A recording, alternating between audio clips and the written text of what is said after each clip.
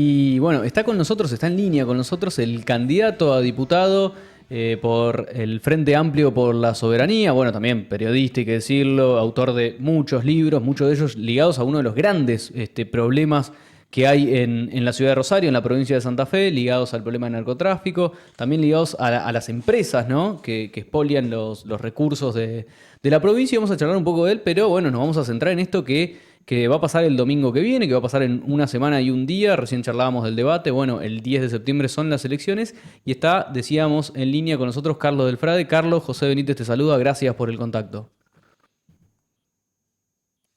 No sé si Carlos nos está escuchando. Yo por lo menos no lo estoy escuchando, Juan. A ver si podemos conectarlo. Bueno, decíamos, Carlos está en una gira en este momento, ¿no? Decíamos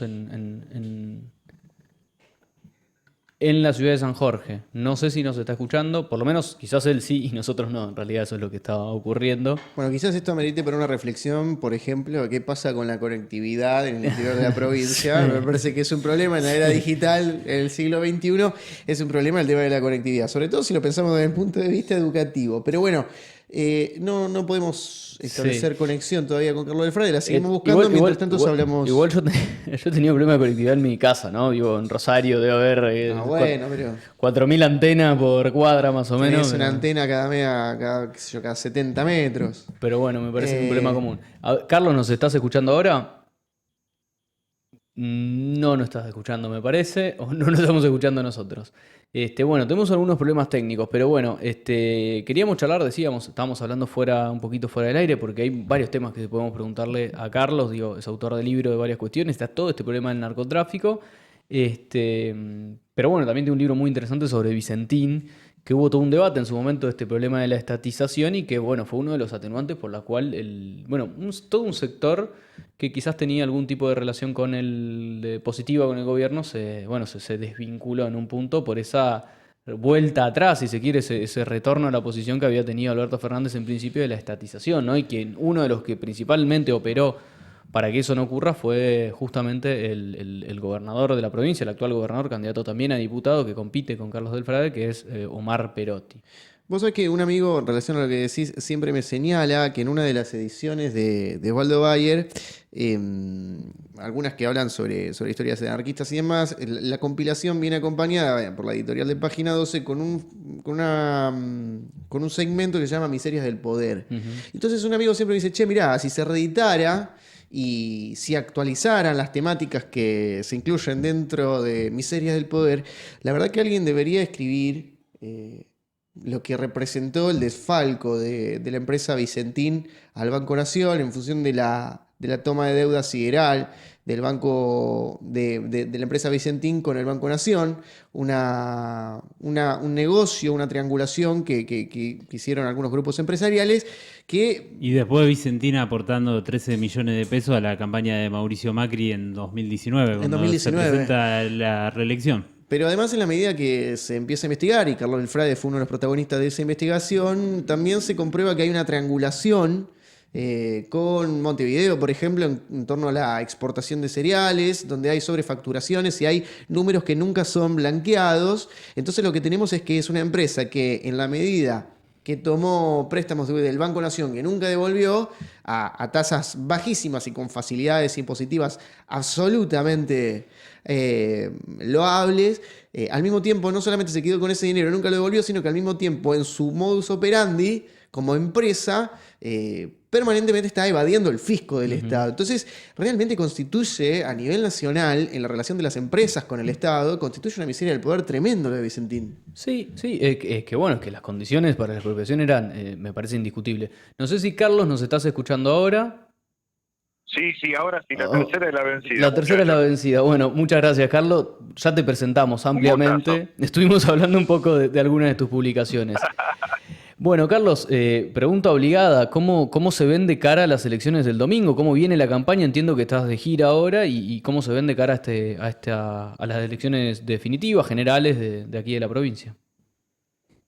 Nosotros nos vemos muy bien porque la semana que viene lo que se va a definir es la continuidad en la Cámara de Diputados del único espacio que ha denunciado con nombre y apellido a los narcos algunos de los cuales me han amenazado de muerte, a empresarios corruptos como los de Vicentín, como vos te estabas recién contando, y eso da la posibilidad de decirle a la gente sin ningún tipo de mentira que vamos a seguir diciendo lo que los demás partidos políticos ya no dicen, porque de alguna manera han resultado subordinados al poder económico de la provincia. Y recién acá en San Jorge, estamos saliendo de San Jorge, de la presentación del libro sobre la democracia, la gente espontáneamente terminó cantando el himno nacional como un signo de resistencia frente a lo que significa el triunfo de Milei y la perspectiva de que el mercado se imponga a los derechos, a la historia argentina, a los valores propios, y eso me parece que es también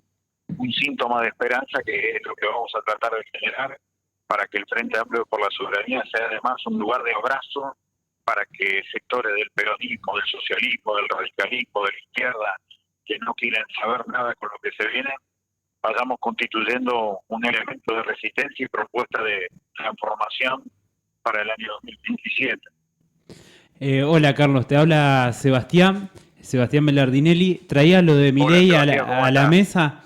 ¿Qué análisis haces de los dichos que hubo esta semana, tanto de Puyaro como de Perotti? Me da mucha tristeza y bronca, porque estas dos personas son hoy las expresiones individuales más importantes que tiene el radicalismo por un lado y por el otro lado el peronismo.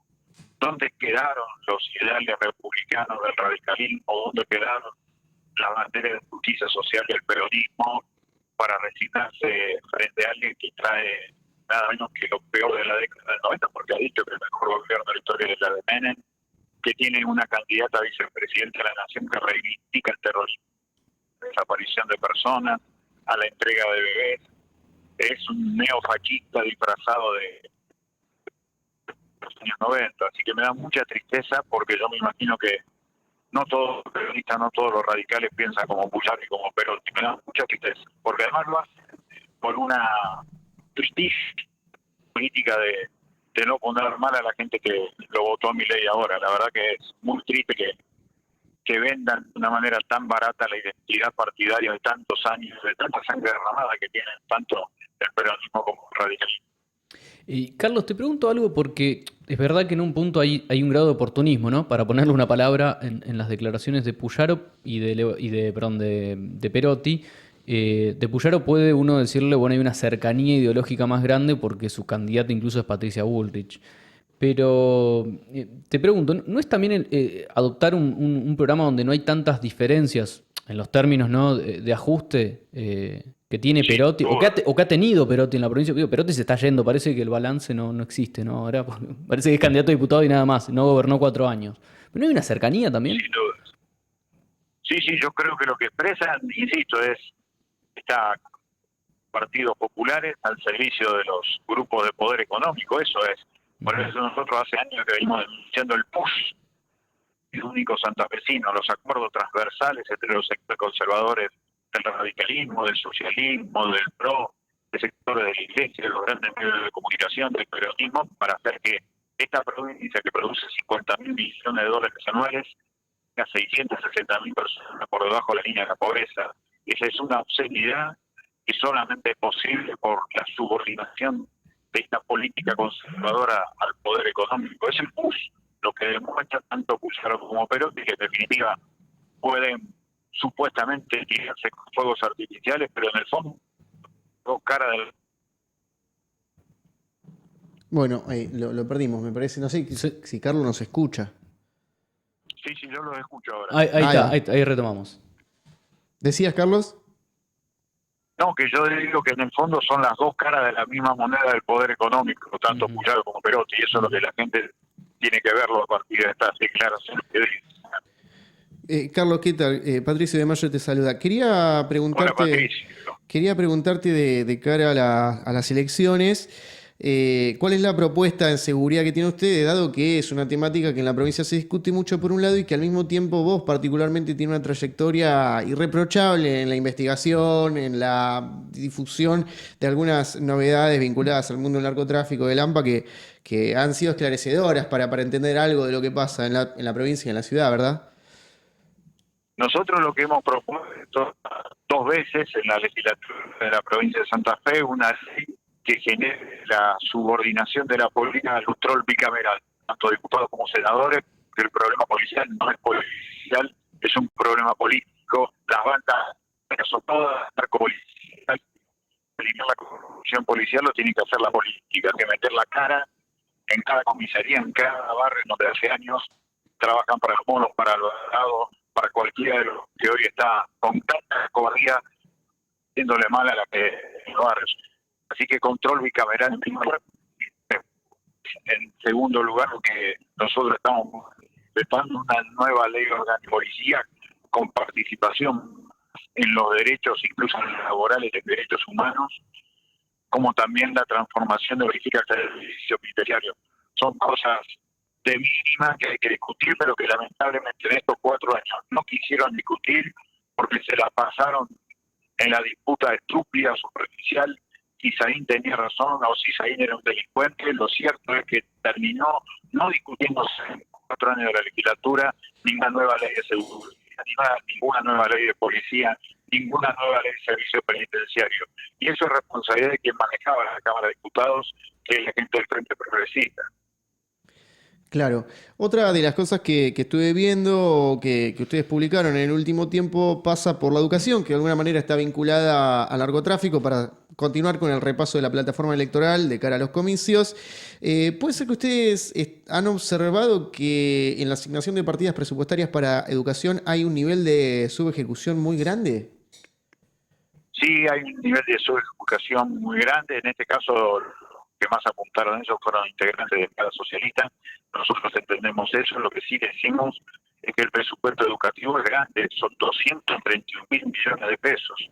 No se puede creer las cosas que están pasando en las escuelas, como la falta de alimentos para las chicas y los chicos que van a la secundaria, por ejemplo, la falta de edificios propios, o por ejemplo esta ley de protecciones que hemos logrado para que la Escuela Guido Hispano en Rosario tenga su edificio propio, pagar el alquiler a sus verdaderos dueños. No lo están haciendo, no se puede creer lo mal que está en la cuestión educativa. Por eso lo que nosotros proponemos es, como ya lo hicimos, una ley provincial de educación. Santa Fe no tiene ley provincial de educación desde el año 1947, reglamentación de la educación sexual integral, que es algo sobre lo cual viene mi ley cabalgando en contra de eso, por supuesto, y una ley para que sea obligatoria la enseñanza de la historia provincial desde primer grado a 5º año, porque estoy convencido que solamente se defiende lo que se ama, y para amar hay que conocer. Si no se conoce, no se ama; si no se ama, no se defiende. Por eso nos parece fundamental esto. Carlos, te quería preguntar por una cuestión de las elecciones nacionales que son en octubre. Te quería pasar al plano nacional. En las primarias apoyaste la candidatura de Jesús Escobar de Libres del Sur. ¿A quién van a apoyar desde el Frente Amplio por la Soberanía en octubre? ¿O van a dar libertad de acción? ¿Qué medidas van a tomar dentro del Frente? El Frente Amplio por la Soberanía va a tener distintas opciones. Es un frente de 10 organizaciones políticas. Recién estamos estableciendo pautas de comportamiento y seguramente habrá distintas opciones. Igualmente ninguna se va a inclinar por el neoliberalismo, eso estoy convencido. Y Carlos, es una consulta que me parece que ustedes lo han declarado, ¿no? En una declaración que salió hace unos meses, el apoyo a la candidatura de Lewandowski, como candidato a gobernador. No, eso lo hizo bien. Lo debe haber hecho una organización. Nosotros no. Bien. No, Y no se inclinan por ninguna de las opciones, digo, porque ahora hay menos, ¿no? Es como en lo provincial no, en lo provincial no tenemos ninguna opción. Desde el Frente Amplio por la Soberanía no tenemos. Bien, como frente no, sino... No tenemos una sola, ¿eh? No, claro, te entiendo. Vos decís las agrupaciones, las distintas agrupaciones que integran... Hubo algunas agrupaciones que sí lo hicieron, nosotros no lo hicimos. Como Frente Amplio no. ¿Y cómo ven a Lewandowski? Digo, como sujeto político en oposición a Puyaro, que entiendo están las antípodas. Está poniendo la cara por todas las barbaridades que hace y dice Perotti. La verdad que la gente del peronismo lo tendría que reivindicar, porque sinceramente se está llevando adelante una campaña con un gobierno que ha tenido muy poco de peronista. Así que mi respeto es más grande para Marcelo, porque la verdad que se está bancando algo muy, pero muy difícil.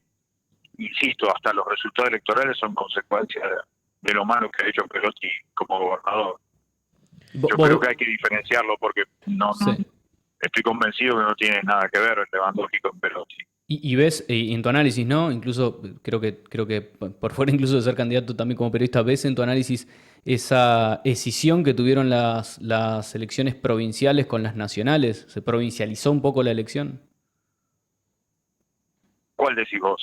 No, me refiero a esto, digo, porque, es decir, en general en el país me parece que hay como, bueno, un cierto viraje a la derecha, ¿no? Y bueno, tiene que ver un poco la elección de Santa Fe, pero después los candidatos de Milei de acá han hecho una buena elección, pero no tiene una representación clara a nivel de gobernador. Si bien hay un candidato llamado del Partido Libertario o Liberal, no hay una representación. No, yo creo que a la gente lo vota a Milei porque los medios de comunicación y el dataísmo que llega a través del celular desde el 2018 al 2023 le convirtió en la figura más entrevistada por esos partidos políticos del poder económico que son los grandes medios, que le dijeron que para castigar había que votarlo a Milei. Y solo eso, la gente fue el castigo, está muy bien. Ahora el tema es cuando empieza a hablar del futuro y de su plan de gobierno, que es espantoso. Entonces eso es lo que se votó a Milei, no se vota a ninguno que tenga que ver con Milei.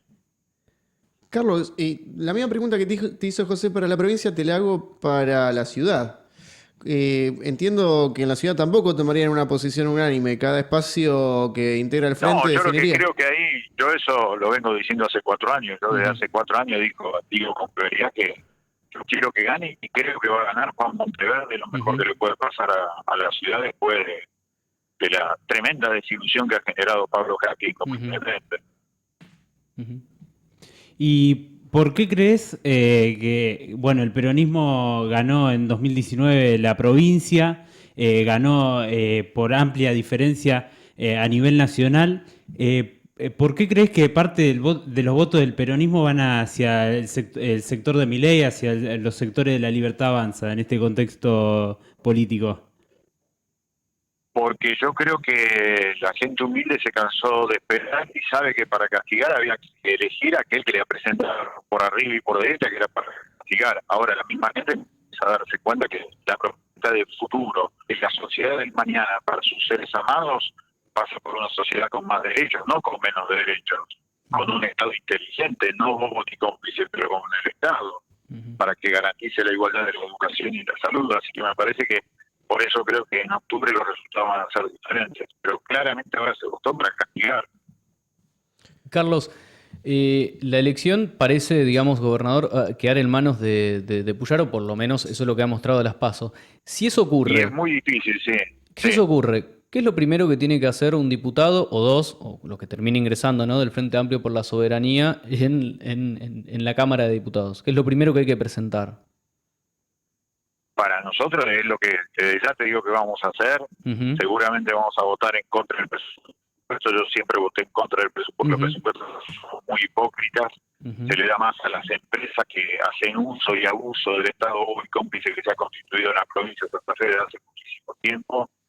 Después vamos a ir por la ley provincial de educación. Vamos a ir por la ley de agrotóxicos, por la ley de jornada laboratorias, que son las que realmente que van a transformar la vida para mejorar en la provincia. Vamos a ir con eso y después lo que tiene que ver con la necesidad de que se terminen los fueros, que se jubile la gente de la Corte que tiene más de 75 años, porque si estamos siempre manejados por la Corte, que junto a los empresarios y los políticos renados saben que la provincia sea una opción. Ya con esto que te decía hoy, 50.000 millones de dólares por un lado de producción y 60.000 personas pobres por el otro. Bien, Carlos, te agradecemos el contacto con nosotros, incluso a la distancia y después de una actividad. La verdad que en este horario siempre es difícil, así que te agradecemos el contacto y bueno, esperemos tenerte... Para mí es un privilegio que me llamen, muchachos, que me llamen ustedes que son gente joven y preocupados por el futuro. Para mí es una maravilla, así que muchas gracias. Bien, bueno, y seguramente nos encontraremos en otro momento ya con los resultados puestos, ¿no? Con el final de las elecciones. Ojalá, vamos a ver qué pasa. Bien, bueno. Un abrazo. Un abrazo, Carlos. Pasaba con nosotros Carlos Delfrade, decíamos candidato a diputado en esta ocasión por el Frente Amplio por la Soberanía. Bueno, un poco dificultosa, ¿no?, la comunicación, pues, más que nada por la distancia que había y lo complejo que era escuchar, pero bueno, pudimos por lo menos extraer algunas cosas que me parece que era la intención. Bueno,